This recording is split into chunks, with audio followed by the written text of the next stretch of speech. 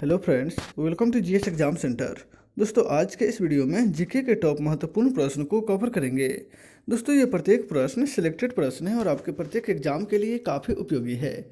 दोस्तों, यदि आप किसी भी कंपटीशन एग्जाम का तैयारी कर रहे हैं तो आपके लिए ये वीडियो काफ़ी उपयोगी है। तो दोस्तों, आप इस वीडियो को बिना स्किप किए हुए अंत तक जरूर देखिए।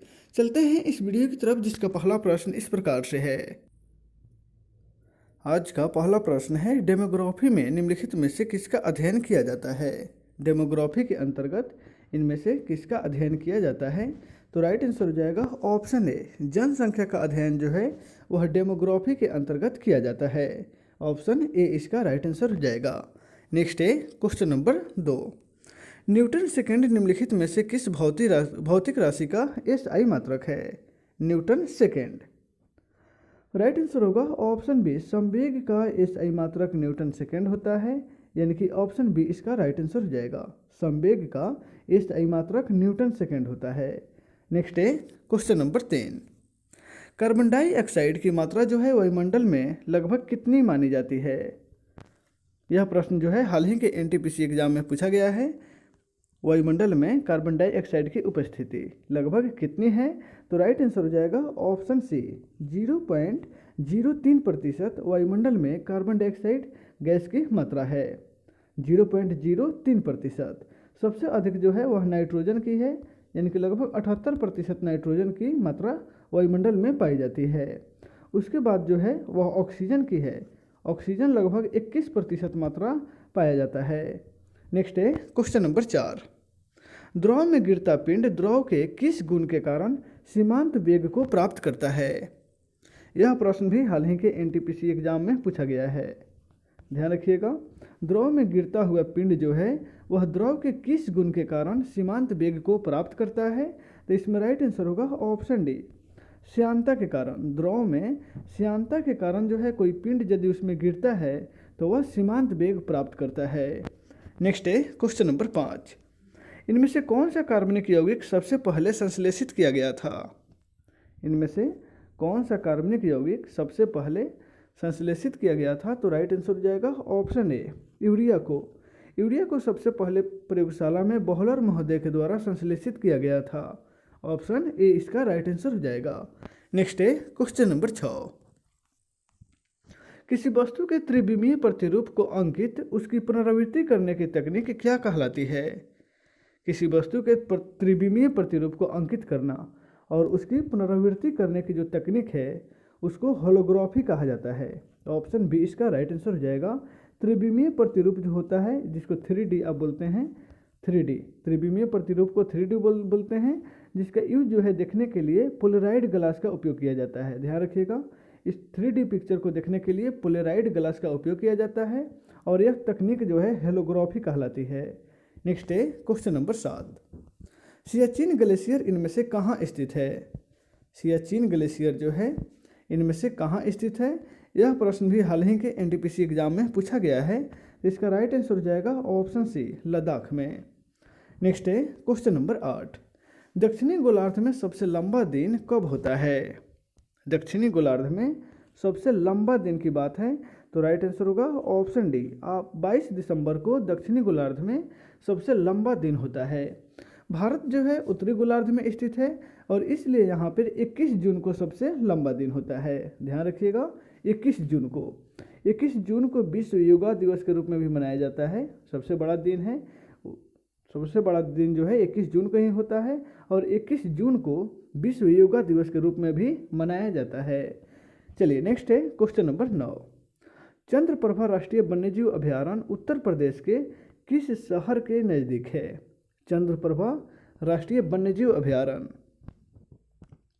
राइट आंसर हो जाएगा ऑप्शन ए, यह जो है वाराणसी के निकट है। तो सबसे पहले ध्यान रखिए कि चंद्रप्रभा राष्ट्रीय वन्यजीव अभयारण्य जो है वह उत्तर प्रदेश राज्य में स्थित है, वह भी वाराणसी के निकट, वाराणसी शहर के निकट। नेक्स्ट है क्वेश्चन नंबर 10।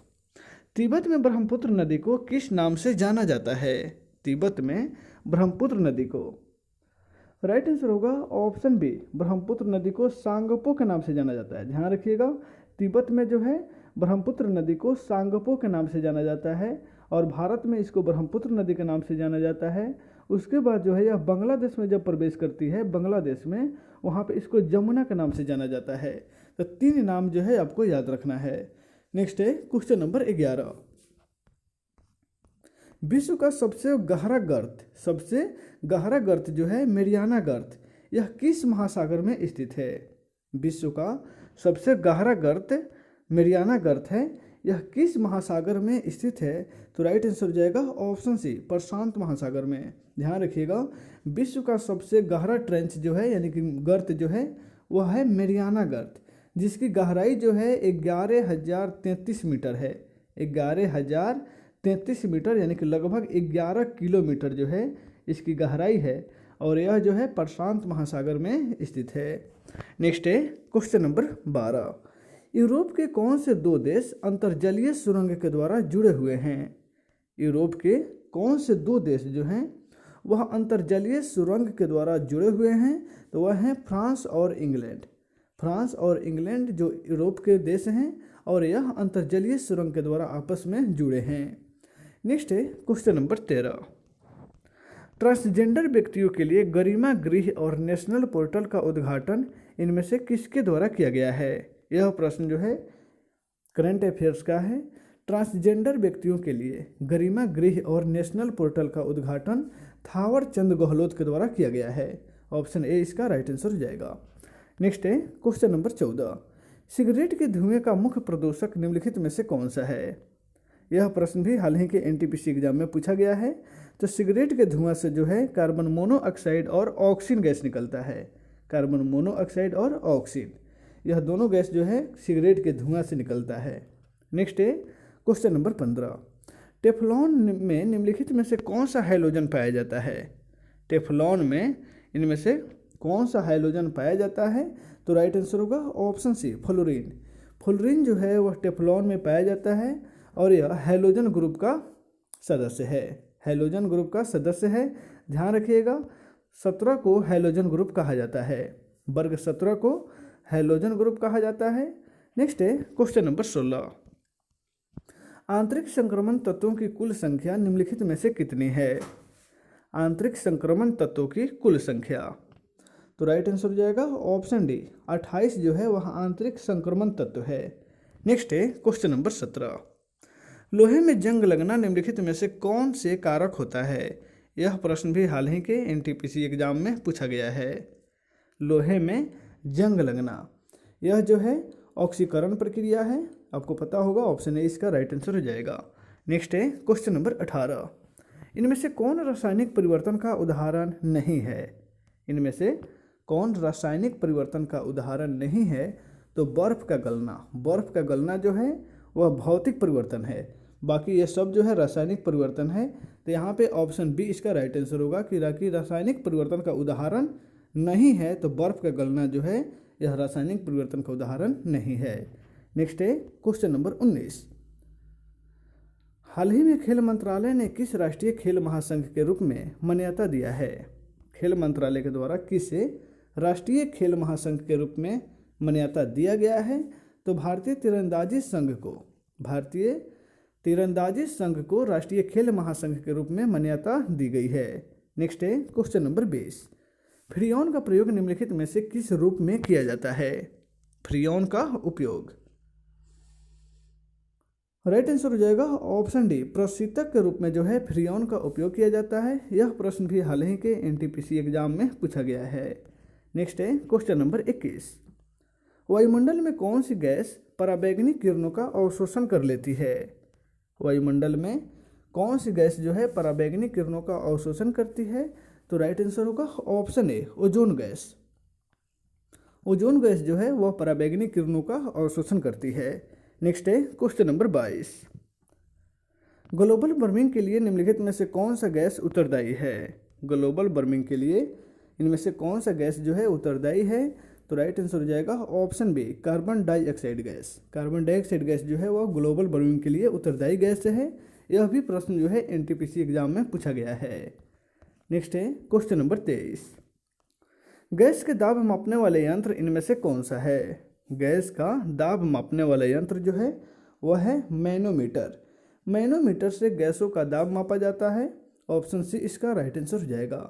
हाइड्रोमीटर से अपेक्षिक घनत्व मापा जाता है, ध्यान रखिएगा, अपेक्षिक घनत्व जो है वह हाइड्रोमीटर से मापा जाता है। नेक्स्ट है क्वेश्चन नंबर 24। हाल ही में किस राज्य सरकार ने पुलिस अधिनियम में विवादास्पद संशोधन को निरस्त किया है?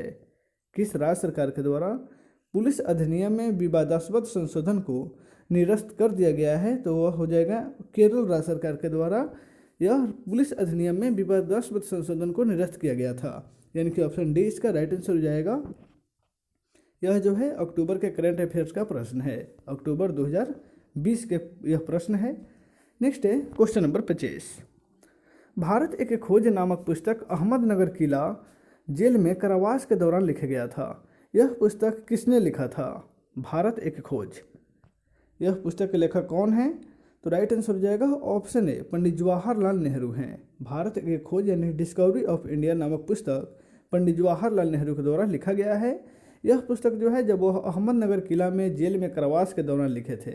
अहमदनगर किला के जेल में जब कारावास हुआ था उस समय भारत एक खोज नामक पुस्तक की रचना पंडित जवाहरलाल नेहरू के द्वारा की गई थी। नेक्स्ट है question number 26। And then one day a memoir, यह किसकी आत्मकथा का नाम है? One day and then one day and memoir जो है यह नसरुद्दीन शाह की आत्मकथा है। ऑप्शन बी इसका राइट आंसर हो जाएगा। ऐसा ही प्रश्न जो है एनटीपीसी में पूछा जा रहा है, एक पुस्तक का लेखक, तो इसलिए आप याद कर लीजिएगा। नेक्स्ट है question number 27। One life is not enough शीर्षक से प्रकाशित पुस्तक कौन है? One life is not enough, तो यह पुस्तक जो है नटवर सिंह के द्वारा लिखा गया है, नटवर सिंह के द्वारा, यानी कि ऑप्शन सी इसका राइट आंसर होगा। नेक्स्ट है क्वेश्चन नंबर 28। भारत और संयुक्त राज्य अमेरिका में परमाणु ऊर्जा पर सहयोग के लिए समझौता ज्ञापन को कितने साल के लिए विस्तारित किया गया है? भारत और संयुक्त राज्य अमेरिका में परमाणु ऊर्जा पर सहयोग के लिए समझौता ज्ञापन को 10 साल के लिए विस्तारित कर दिया गया है। ऑप्शन डी इसका राइट आंसर हो जाएगा। नेक्स्ट है क्वेश्चन नंबर 29। भारत में इंफॉर्मेशन टेक्नोलॉजी उद्योग के जनक के रूप में किसे जाना जाता है? भारत में इंफॉर्मेशन टेक्नोलॉजी उद्योग के जनक के रूप में एफसी कोहली को जाना जाता है, ध्यान रखिएगा, एफसी कोहली को। यह प्रश्न भी हाल ही के एनटीपीसी एग्जाम में पूछा गया है। नेक्स्ट है क्वेश्चन नंबर 23। राष्ट्रीय उच्च गति रेल निगम ने बुलेट ट्रेन परियोजना के लिए किस कंपनी के साथ देश के सबसे बड़े अनुबंध पर हस्ताक्षर किया है?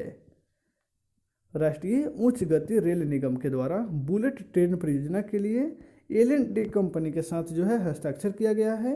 ऑप्शन बी इसका राइट आंसर हो जाएगा। तो दोस्तों आज के इस वीडियो में बस इतना ही, फिर मिलते हैं नेक्स्ट वीडियो में। Take care.